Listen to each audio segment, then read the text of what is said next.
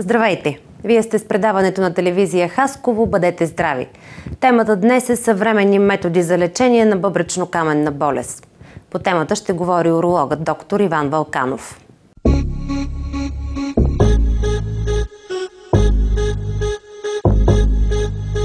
Доктор Вълканов, какво представлява бъбречно-каменната болест? Бъбречната каменна болест може да кажем, че е едно от най-разпространените заболявания сред населението в съвременния век, което засяга както мъжете, така и жените почти еднакво, като в основата се смята, че са обменни нарушения. Най-често те се дължат на начина на хранене и стила на живот. Освен всичко това, както знаете, че съвременното хранене и хранителни продукти са далеч от това, което нашите деди са използвали, предвид на развитата хранителна промишленост. Всичко това води до нарушения в обмяната. Човечеството естествено прияжда системно, а всички тези продукти, които ние сме въвели в тялото си, ненужните по някакъв начин трябва да бъдат отведени. Най-просто елементарно, без да се задълбаваме в чисто медицинските теории за образуването на камъните. Бъбрека е филтър. Каквото не би трябва в тялото, той трябва да го изхвърли. Колкото е по-голяма концентрацията на тези ненужни вещества, толкова е по-голяма вероятността да се агрегират, да се свържат помежду си и да образуват различни по вид и структура камъни. Тоест, едно често обменно заболяване, така да го наречем. Какво представлява самия бъбречен камък? Бъбречният камък е камък, както аз се шегувам, като те, дето са по улицата. Биват с размери от милиметри до няколко сантиметра. Когато са единични камъни, те могат да бъдат гладки, могат да бъдат, в зависимост от структурата си, с шипчета, биват различни по цвят, от жълтеникаво-червени с кристална структура, като снежинки и оратни камъни, до плътни многослойни камъни, образували се в дълги години, както като едно дърво го отрежете, както е на кръгло и по същия начин, даже миналия ден един човек от Тямбол трепсирах в клиниката с такива от два камъка. Единия, защото са доста големи, на два етапа ще ги направим.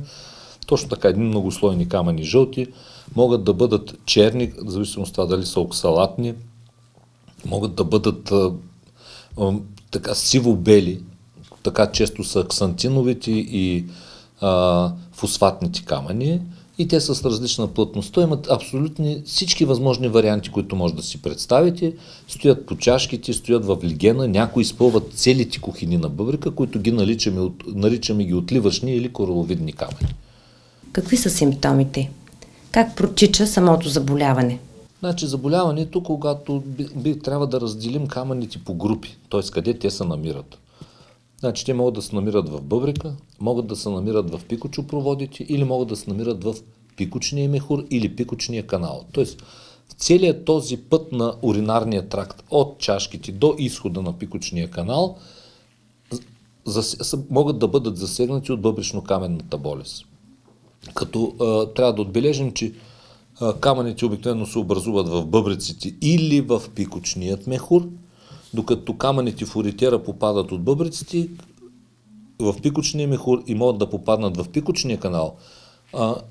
Пациенти могат да образуват и камъни само в пикочния мехур, където причината, обикновено те са възрастови камъни, най-честата причина в 95% от случаите е проблеми с уринирането, т.е. да не се изпикават напълно, да възникнат инфекции и така възникват камъни.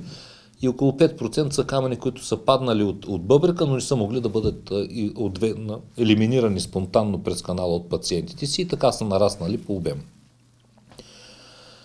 Симптомите са различни в зависимост от това на кое място по този път те се намират. Значи, бъбречните камъни, които се намират в самия бъбрек, да започнем поред най-горния отдел на... Само ще дам малко разяснение какво представлява бъбрека като орган.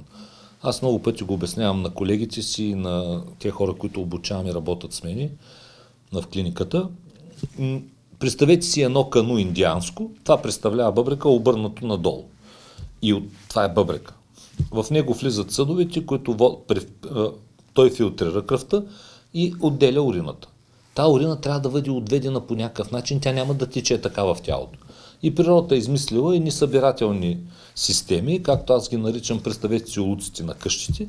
Те отдолу, 12 до 16 понякога и повече чашки, на определени места се захващат, където изтича вече произведената урина, захващат ги, докарват ги до легена, легена през пикочопровода ги транспортира до мехура и оттам тялото ги изнася навънка. Обяснявам тези две системи, защото те имат значение за оплакването на болните. Самия бъбрек, самото кану, той няма инервация, той не е болезнен орган. Докато цялата система отводяща на урината, транспортната система на урината да изведем от тялото си, тя е инервираната. Тя дава болката. Самия бъбрек не дава болката. Той дава тъпа болка при тежки възпалителни процеси, но никога няма характер на бъбречна криза. И започваме. Камъни в чашките.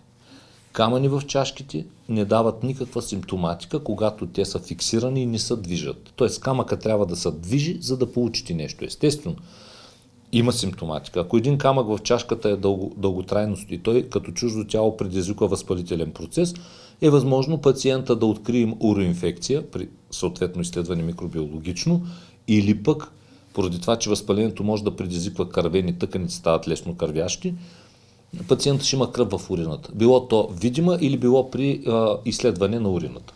Тоест, основният признак са промени в урината при камъни в чашките. При камъни в бъбречното легенче, там вече нещата стоят по друг начин. В зависимост от размера на камъка, времето в което той стои в легена, пациентите имат различни оплаквания. Най-често срещаното оплакване – болка в областта на бъбрека при движение.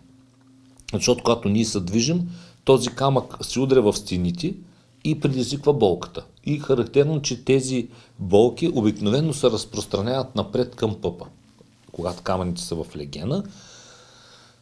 И другото е отново инфекция, която е придружено с парени при уриниране и промяна в урината, която може да стане мътна, червена. Това са оплакванията. Когато настъпи обостряне на инфекцията, пациента може да има и температура. Големите камъни, които изпълват цялата кухина, на всички кухини на бъбрека, които наричаме отливачни или кораловидни, те освен симптоматика на инфекция, парени, болка, промяна в цвета на урината, температура, нямат никаква друга симптоматика, тъй като те са неподвижни, те са фиксирани камъни. Когато камъните попаднат в пикочопровода, тъй като пак обяснявам, че урината от бъбрека, от тези водосточни тръби, улуци, които ги нарекахме, залепени за кануто, тя не се стича под земното притегляне. Това е активен транспорт. Помня един от учителите ми, доцент Дичев, много държеше на това на изпита по урология на студенти и фърляше книжки от 9-ти етаж, когато му каза, че урината се стича по пикочопровода, той полудяваше. Урината се транспортира. И това обяснява всички симптоми, които имат пациентите и поведението, което трябва да имаме.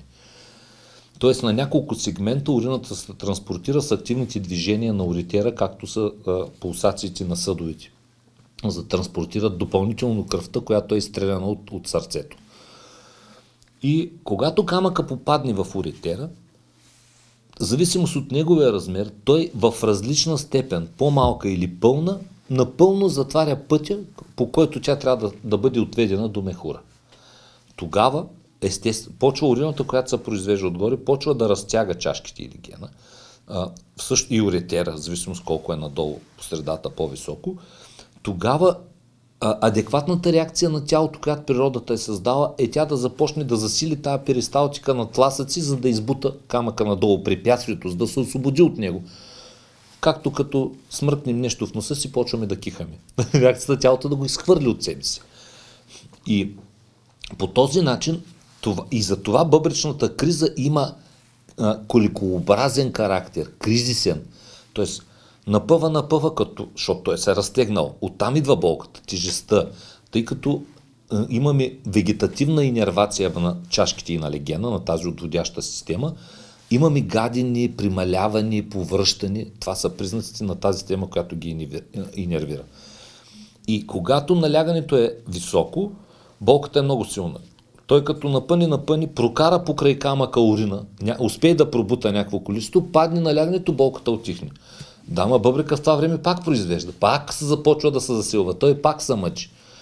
Тоест, това е типичната бъбречна криза. Или казвам най-общо оплакването, които имат болните при бъбречно-каменна болест в различните части на отделителната система позиционирана, са Три основни симптома, класическа триада, болка в областта на органите от отделителната система, промяна в урината, промяна в уринирането.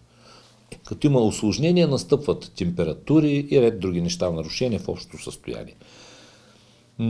Тоест, типичното за камъните в уритера е, че те правят кризи пациентите. Имат бъбречни кризи. Някои от тях могат да ги елиминират спонтанно, в зависимост от големината на камъка и размера на пикочопровода, колко му е широк. Други не могат, за което медицината се намесва с различни методики, било то медикаментозни, било съвсем други малко инвазивни, неотворени оперативни методи, за които ще споменем по-нататък. Докато камъните в пикочния мехур, те пак дават основно симптоматика, тъй като те предизвикат възпалителен процес. Естествено, като ходите, камъните се тръскат, нали? Пациентите имат парени болка, кървава урина. Всички признаци на едно възпаление на чуждо тяло в мехура. Когато бях млад уролог, това беше много интересно, защото имаше още доста дядовци по селата, те си ходиха с каруците по полето напред-назад. И най-често идваха, вика, докторе, като хода с каруцата там на полето, като ма тръска тази каруца, направо ще умра от болки и пикае през 5 минути и кръв пикае. Това беше абсолютен признак, че дялото има камък в мехура. Просто като правило, каже ли ги тези работи, знаеш, че ще видиш камък. Камъните в канала, пикочния, когато попаднат за елиминация, могат да предизвикат болка и парене, при уриниране, а тези, които заседнат, създават проблем. Те са на пътя на урината, тънка струя, невъзможност да се изпикае, също трябва да бъде освободен пътя на урината. Признаците са болка в областта на органите от отделителната система или пък промяна в урината и промяна в уринирането и съпътстващи болести на усложненията, като най-често усложнение е възпалителният процес, така нареченият пилонефрит, който, особено когато става дума за пилонефрит, възникнал на базата на запушен бъбрек, това е едно от най-тежките и най-драматични състояния в медицината, което инфекцията от бъбрека може да премине в обща инфекция, да настъпи така наречения сепсис. И той понякога настъпва много бързо. Обикновено развитието на това септично състояние от локална бъбречна да премини в обща, която застрашава в 98% живота на пациентите.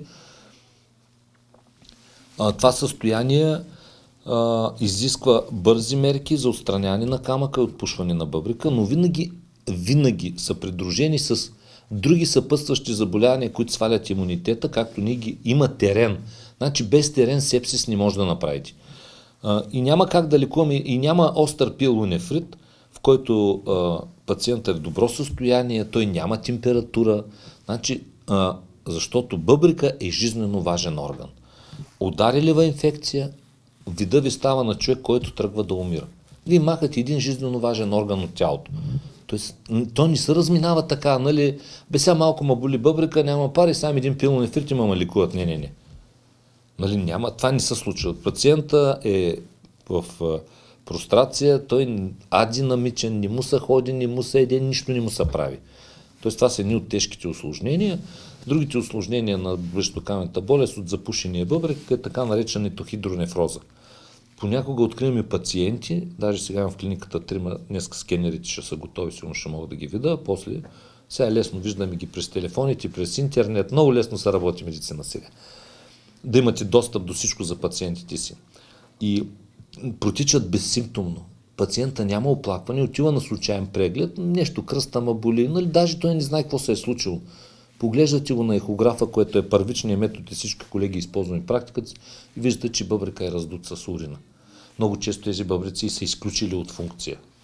Има методики, които ще ги споменем за диагностика и за поведение. Но това е оплакването, което имат пациентите. Горе-долу това са болка, промяна в урината и промяна в уринирането. Промяната в урината може да не е видима. Пациента може да не види някакви отклонения, но когато направите изследване да има много еритроцити, много левкоцити, тогава това ще ви насочи вниманието да търсите нещо останало по системата. Какви са познатите методи за диагностика на бъбречно-каменна болест? Познатите методи от древността са така наречените образни и функционални изследвания. С развитието на медицината нещата много се промениха. Когато започнах да работя урология, основният метод диагностичен беше рентгеновата снимка и венозната урография, и наречена от населението цветна снимка. Ама тя си е черно-бяла, макар че стария вид за телевизионните сервизи първите години, така, на когато се появиха, един човек си закарал телевизор и казал: правихте ремонт, този телевизор пак е черно-бял. Викнали шефа на сервиза, той казал: черното цвят ли е цвят, бялото цвят ли е цвят. Тоест така наречената цветна снимка хората и казваха, защото карва се едно вещество, което се отделя през бъбрека и то контрастира, защото снимката, фона е така тъмен, а този контраст е бял. Нали? Затова хората и казаха цветна снимка и така е останало като поверие. Това беше основният метод, но пък на венозната урография, нали, този метод, е метода, върху който възниква специалността урология. Значи, създаването на контрастирането на бъбрека и той остава ни надминат като метод, който, макар и да го ползваме много рядко в момента, ще ви кажа поред други съображения, не е необходимо да се прави, този метод ангажира и двете неща. Той има и образ, има и функция. Защото скоростта на отделяне на контрастната материя ви дава представа колко работи бъбрека. Повече, по-малко, има ли затруднения.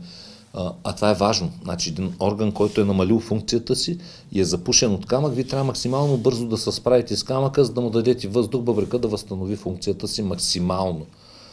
Добре, защото за съжаление статистиката показва по света, че ако един орган бъде, един бъбрек в случая, бъде запушен в рамките на повече от 72 часа, той никога не възстановява, говорим за пълно запушване, не частично, той никога не възстановява напълно функцията си.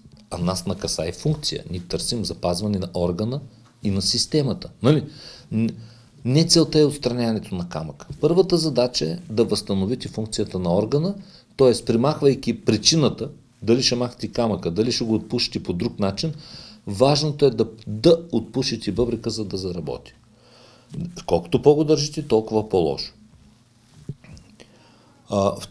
Основният метод, който използваме за ориентация какво се случва с един пациент, който по оплакване прилича на бъбречно-каменна болест, е ехографското изследване. То е лесно достъпно, с висока диагностична стойност, но все пак е един метод, който в една част от случаите, не малка, е ориентировачен. В една друга. Бих ги разделил 50 на 50. Следващия метод, който света използваме и който смятаме за основен в момента за диагностика на бъбречно-каменната болест, е компютърна аксиална томография, наречена още скенер. Скенера без контраст е методиката, която е номер 1 в света и тя е препоръчана в опътванията на Американската и на Европейската асоциация по урология, как да работим с болните с бъбречно-каменна болест. Тези две опътвания, наречени гадлайни, дават насоките и методиките, които дават най-висок резултат по отношение диагностиката и лечението на пациентите. Те не са заповед, защото към всеки пациент трябва да подхождате строго индивидуално, както са казали древните лекари. Няма болест, има болен човек. Тоест при всеки от нас тя протича различно и спрямо индивидуалните параметри на пациента и оплакванията да предприемате съответни диагностични и лечебни мерки. Тоест за всеки трябва да работи собствен план. Няма общо правило. Какво е преимуществото на компютърна аксиална? Значи, тя идва от там, че тя може да хване всеки камък. Диагностичната стойност е 98%. 98%. Докато ултразвуковият анализ, нали, там имаме физичен метод, използвайки ултразвук, който има една много важна характеристика. Той има разделителна способност 5 мм. Под 5 мм вероятността за грешка дали това е камък или не е камък е много висока. И не бива под 5 мм да даваме препоръки на пациентите, имат и пясъци, имат и камъни. Нали? Това не бива да се извършва, защото ние нямаме доказателства. След това може да използваме ядрено, може да използваме и компютър томограф за контрастно изследване, където пак ще видим функцията. Освен това, използва се и ядрено-магнитен резонанс. Ще ви кажа защо.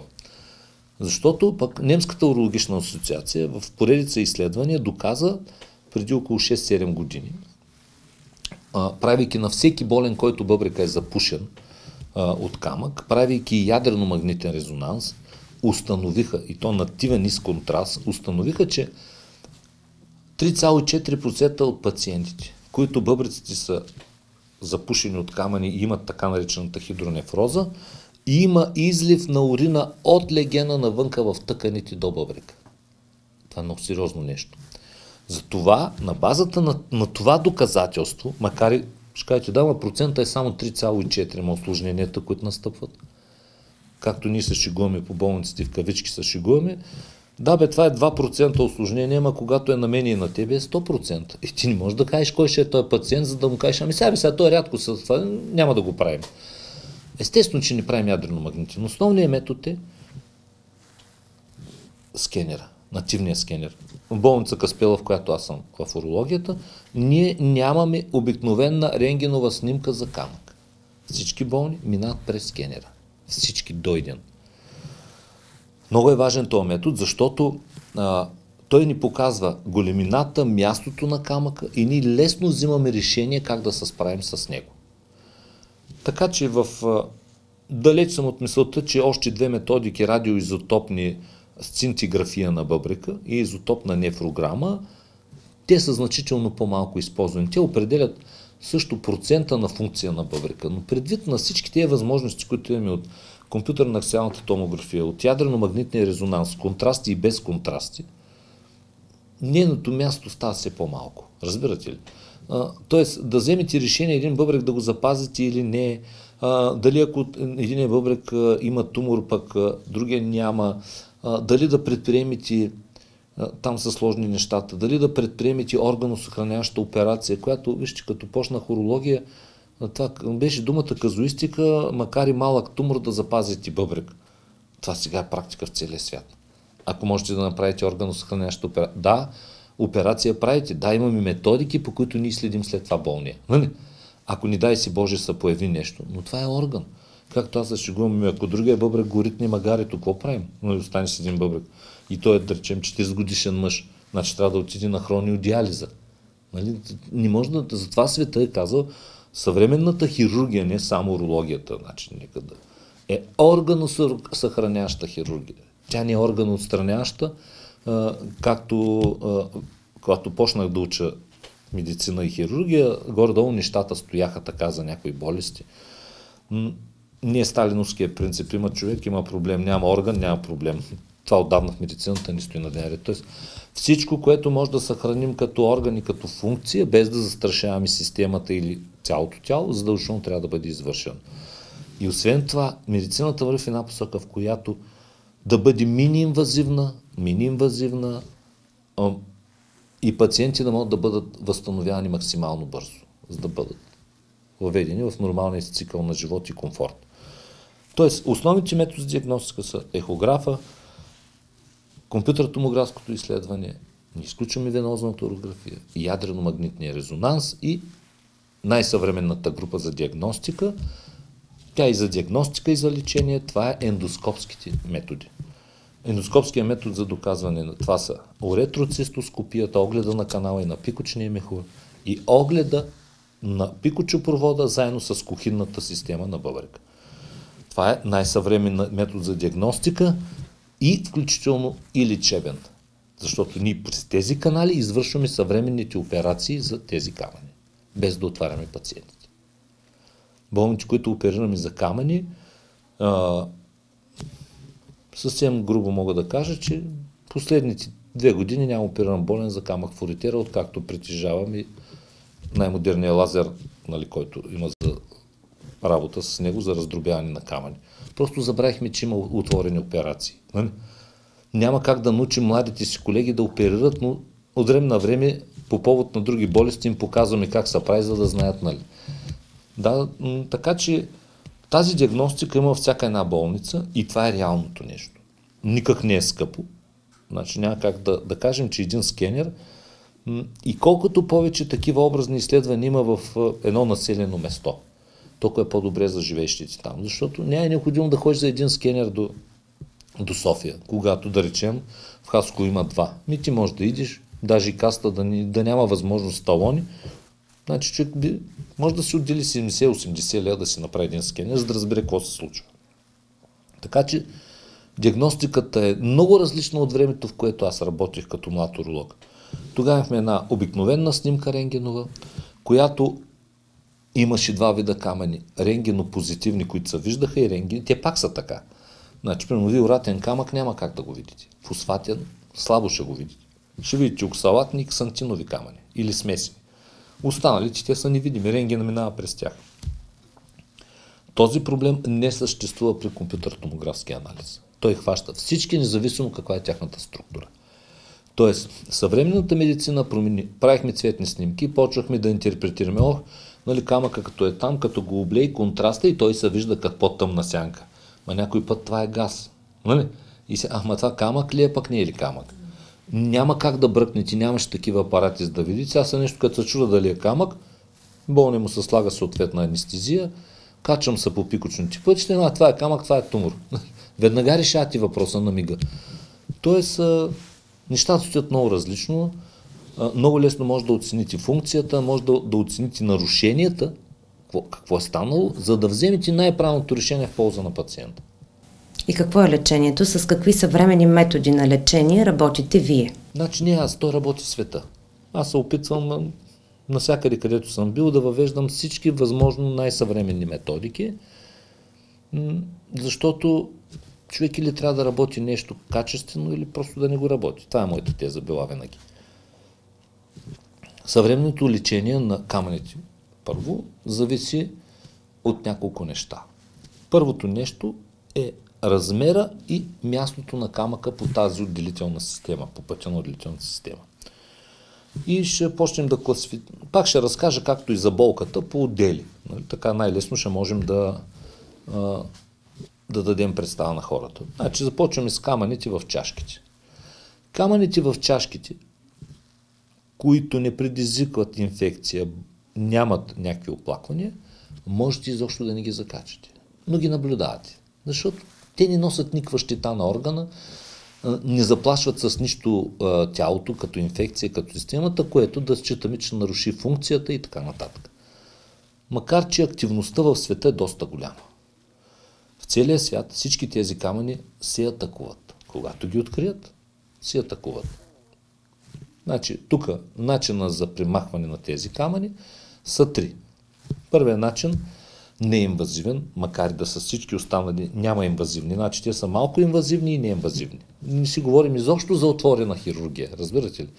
Такава отворена хирургия, каквато ние все още по-малко практикуваме, лично аз много малко, слава Богу съм е научил, защото тя понякога трябва. Нали? Учителите ми, Бог да ги прости всичките, имаме още живи от тях, да са ми живи и здрави, макар и на години, вече тя не се работи. Ще ви разкажа какво работи в света. Метода, който на първо място бихме да използваме, е така наречената методика с екстракорпорални ударни вълни. Така наречения литотриптор. Литотриптора представлява един източник на енергия, който подава тази енергия в една сфера и сферата насочва в един конус вълната енергийната. Тази сфера стои под тялото на бъбрека под тялото на пациента в областта на бъбрека, а този конус се насочва в бъбрека, се центрира върху камъка. Знаем колко е разстоянието, нали, от сферата до върха на конуса и така концентрирате под рентгенов или ехографски контрол, концентрирате ударната вълна върху камъка и по този начин множество, радиоактивно между 1200 и 1500 удара, водят до разкъсване на връзките в камъни и до неговата дезинтеграция. Това може да стане на по-големи и на по-малки фрагменти. И естествено тия парченца, като са по-малки, ще излезнат и по пътя на урината пациента ще ги изпикае. Обаче това не винаги се случва, защото ние нито знаем колко е плътността на камъните.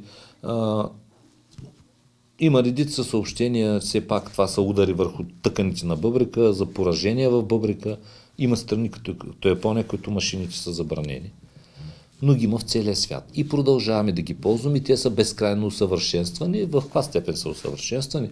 Усъвършенстваха се по отношение на концентрацията на тази ударна вълна. Едно време първите машини бяха с 5 см ударна вълна, крайна точка. Сега с милиметри. За да може да концентрирате точно върху камък. Естествено, че камък колкото е по-малък, разбирате ли, толкова е по-трудно да го концентрирате. След това вие дишате. Нали? Това движение също трябва да се отчита. Значи, ако имате един камък 4 мм и вие го целите при удар на площ 5 мм на машината и вие като направите едно движение, вие непрекъснато бягате от удара. Нали? Пак тя машината чатка ритмично с вашия пулс. Тя така нагласена. И тогава вероятността да го чупите и какъв е смисъл, ако той ни пречи. Защото има вероятност да нанесете щити. Втората методика, която се използва, която е 100% сигурна, нали, за камъните в оритера, това е така наречената флексибелна оритерореноскопия с лазерна литотрипсия. Ще допълня, че почти всеки град, както и Хасково, има такъв литотриптор, който говорихме първия, с извънтелесни ударни вълни. Другите методики почнаха доста болници в държавата да ги купуват. Аз съм щастлив, че съм един от първите, с които се занимавам с тях и наистина това е изключително постижение на науката. Флексибилната оритероскопия представлява един апарат, тънък колкото е зарядното на кабела ви за телефона. В него има работни канали, има оптика, има светлинен световод, в който вкарвате светлината. С него се качвате до бъбрека и оглеждате всяка една чашка, за да можете намирате камъка и там с лазера го раздробявате. Нали? Лазер е друг вид енергия, с която вие раздробявате камъка. Принципа на лазерната литотрипсия, контактна лазерна литотрипсия, че вие активирате водните молекули пред камъка и те ударят камъка и го раздробяват. Просто е фантастична методика. Нали? Аз толкова години съм хирург, може би това е методиката. Едно време най-много така на един уличен език ще кажа са кефих, когато си купих преди няколко години в Каспела, купих ми така наречения биполарен резектор за операция на простатите през канала. Това е най-доброто, поне аз смятам, че на щорц е най-добрия света и целият свят мисли така. Но когато пуснаха апарата, той имаше така, пак работеше хубаво, но имаше малък недостатък, че елементите, с които се работи, са горяха много бързо, пък си ги плащат пациенти. Това беше трудно за България. Те подобриха този апарат и ще ви кажа, що му се радвах много. Сега още повече се радвам на лазера. Ще използвам ние същите думи за двата апарата. Значи, когато го работих вече 5-6 месеца, на един конгрес в България, шефа на Щорт за Източна Европа беше дошъл на гости и представител на България, господин Любомир Андонов, вика: Вълканов, ела да кажеш, защото ти първи си купи и представките и всичко в България, за да кажеш, нали, как той иска да разбере как работи апарата сега след новите промени. И аз бях много кратък. С него не се оперира, с него се рисува. Тук е също упражнение. Разбирате, то просто удоволствие да влезнете и да направите нещо за пациента си. Въпросът е да стигнете до камъка. Пусне ли до камъка лазера, нали, оптиката, защото може да има стеснения, нали, може да има възпалителни, които може да не стигнете до него. Може пикочопровода да е тясен, така че да не може да се качите. Нали, тогава и други неща използваме. Но работата в лазерната ендоскопска литотрипсия, видите ли камъка на монитора, камъка е свършено с него. Няма такъв ни чупен. Нали? Той просто е задължително го няма вече в тялото. Но аз съм на тезата, че когато имам и камъни в чашките и те не предизвикват запушване на бъбрика, няма активна инфекция, аз лично смятам, че те не трябва да бъдат пипани, а да бъдат наблюдавани. Нали? Както съответно. Следват камъните в легена. Същата процедура. Екстракорпорална литотрипсия, ако тя е неуспешна, нали, тогава прилагаме така наречените две методики, малко инвазивни. Едната е оритерореноскопия, само че ригидна, нефлексибилна, с един апарат, който е прав и е неугаваем. С него достигаме до легена, в зависимост от анатомията, затова ни трябва и скенера. Достигаме до легена, камък, като е там, го раздробяваме с лазера и с това приключваме. Втората методика, която използва света, е така наречената перкутанна литотрипсия. С една малка дупчица през кожата, под рентгенов и ехографски контрол, се прониква в кухината на бъбрека, вкарва се оптична система и през нея с лазерна ултразвука литотрипсия камъка се раздробява и се изтегля на парчета. Тези две методики носят около 98% резултатност. Нали? Има случаи, в които болният бъбрека е възпален, покървява. Тогава оставяме една тръбичка бъбрека да се успокои и на втория етап повтаряме манипулацията. И последната методика, съвременна, която използва света, е така наречената лапароскопска пиелолитотомия. Тоест, както класически отваряхме, само че сега го извършваме с 4 порта, нали, през 4 дупки, да достигнем до легена и да отворим камъка, когато сметнем, че е голям, че са или са множествени и една такава литотрипсия би създава повече проблеми, може да прибегнете и до това. И естествено България като бедна държава и не навсякъде да се занимаваме още с тази съвременна лапароскопска методика, т.е. тя сега навлиза при нас, това е истината, прилагаме отворена хирургия. Но вижте, отворената хирургия едно време, когато научиха, и още не беха навлезнали всички тези неща, които сега работя в този му размер и в този му обем. Един от моите учители казваше какво е преимуществото на отворената хирургия. Че тя е едномоментна и завършваща лечението. Значи влизате, вадите камъка, шиете и разговора приключва. Обаче, както казва Петко Бочаров, да, ама не. Науката така се разви, технологиите така се развиха, че тези всички методики в един голям процент, над 80%, са едномоментни и завършващи лечението на пациента. И това е едно голямо преимущество за хората. Всеки от нас е потенциален пациент, защото аз днеска мога да ви разбия камъка, оставам ви една специална протеза на местото, за да ни направи сраствания и бъбрека да е сигурно дрениран, защото е бил запушен, да няма нещо друго. И вие след на другия ден може да станете да си отидете. Това е в 85% от случаите, защото 15% си имат хронични възпалителни процеси, които след манипулацията се обострят. Естествено, тях ги оставим в болницата, да овладеем инфекцията, нали, и тогава си отидат. Но те нямат разрези, ходят, движат се, нали, те са комфортно живеят, като изключим възпалителния процес. Така че това са съвременните методики за лечение на камъните в бъбреците. Съвременната методика за лечение на камъните в уретера е само една. Значи тя изчерпва всичко. Машината също, но тя има относително нисък дял като ефективност за разбиването на камъните в уретера. Успеваемостта не е висока. Използва се, но успеваемостта не е висока. Методиката, която целият свят препоръчва, е уретерореноскопия с лазерна литотрипсия. Това е стандарта в момента в света. Даже вчера имахме 4 такива в клиниката. Средно не по-малко от 3 на ден. Стигаме до 10-12, зависимо с кои пациенти са постъпили. Всичко е под око, всичко виждате. Нали? Ясно ви е дали сте го разбили или не, дали има остатъчни фрагменти. Тоест, нещата стоят много истински и са полезни както за пациентите, така и за нас лекарите. Камъните в мехура. Камъните в пикочния мехур, изключвам, че ще има и пациенти, които ще се налага да отваряме понякога, поради различни причини. Да не може да стигнете до камъка, да не, примерно, случват се усложнения, изключително рядко. Това е. Да стане пробив на уретера от лазера, тогава вече се правят други неща, но те не са изключени тези варианти. И на света се случват и в България ще се случват. Камъните в пикочния мехур, 99% от случаите се лекуват ендоскопски. Отново, чрез ултразвукова литотрипсия, чрез лазерна литотрипсия, имахме едно време електрохидравлична, вече сме я запуснали. Тоест всички методи за литотрипсия, ендоскопски апарати, а те са 4. Първия беше електрохидравличен, втория беше пневматичен, след това се появил ултразвука и най-накрая работим с лазера. Значи това са 4 методики по историческо развитие. И камъните в мехура в голямата си част, даже и когато са големи, работата да ги раздробите, защото аз казвам, че работя основно само с лазера, нали? Стария метод пневматиката, който притежавам, т.е. притежавам и двата апарата, не сме я пускали година и половина. Няма никаква нужда. Държиме, ако случайно, не дай си Боже, нещо стари с лазера, нали, да ни останем без, иначе никой не иска да се занимава с нея. Много е по-различна, рисковите за усложнения са по-големи.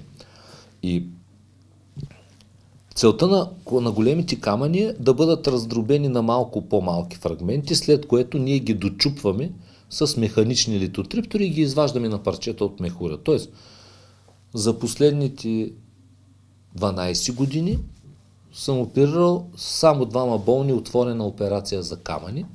Причината да ги оперираме, че и 2 болни бяха с едни огромни простати, които също трябваше да оперираме. Не се ориентира аз първо да чупа камък, пък след това да отварям за простата. Т.е. както си правихме едно време класически, с отворена операция, всичко. Всички други болни са били лекувани по ендоскопски начин. Кои са най-честите причини за образуване на камъни в бъбреците? Значи най-чести причини за образуване на камъните в целия свят е ясно, че са нарушения в обмяната на веществата. колкото по-ненужни неща са се случили в тялото ви, толкова вредности, толкова по-голям е шанса да направите бъбречно-каменна болест. Както е подаграта. Едно обменно заболяване с високо ниво на пикочна киселина, в резултат на прекомерна употреба на месо и местни произведения, т.е. на животински белтъци, качвате пикочната киселина и образувате пикоч-киселинни камъни. Да кажа, че да, който еде повече калци или храни, пък са няма да едете мляко. Не, това не е верно. Не заради калция. Значи, ако си говорим от здравословни причини, млякото и месни продукти има други причини, поради които не са препоръчителни в количествата, в които ние ги консумираме. Аз пък и казвам, че млеката и сирената, истинските, които имаме в България, нямат нищо общо с тия в Европа, затова аз не смятам, че тия правила са истина. Че млякото е нещо, което ние да не консумираме тук. Всяко нещо, което е умерено, както са казали всички възрастни хора, по-малко не е вредно. Но основна причина се смята, че има обменни нарушения, които трябва да бъдат диагностицирани. Да ви кажа, за съжаление, в България това е едно доста трудно упражнение. Защото трябва да се изследват редица микроелементи в тялото, различни субстанции. Това са скъпи методики. И ние ги имаме, да речем, само в 2 или 3 клиники в страната, и то естествено в София, където са повечето научни институти. Но ако един човек прави камъни, наистина трябва да се види какво е нивото на пикочна киселина, какво е нивото на калци, какво е нивото на другите микроелементи, т.е. които са основните структури, от които образуваме. Задължително трябва да видите болния да няма инфекция, защото инфекцията е предпоставка за образуване на камъни. Естествено, наднормено тегло, начин на живот, всичко това е от голямо значение. Употребата на течности, какво количество пием, в кой сезон. Не можем да изключим генетични проблеми. Употреба на медикаменти. Примерно, един препарат дехидратинел води до ацидоза на тубулите и образуване на уратни камъни. Ако вие, да речем, консумирате в по-големи количества меса. Ето виждате една такава връзка. Тоест, този въпрос за образуването на камъните и точните причини има много писано, има и много неясни неща, нали? Защото ние уролозите се шегуваме, че който открие причината за образуването на камъни, ще получи Нобелова награда, нали? До такъв до сега не се е намерил. Но е ясно, че определящо е начина на живота.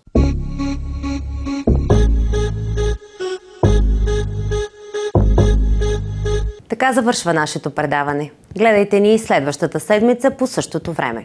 Довиждане и бъдете здрави!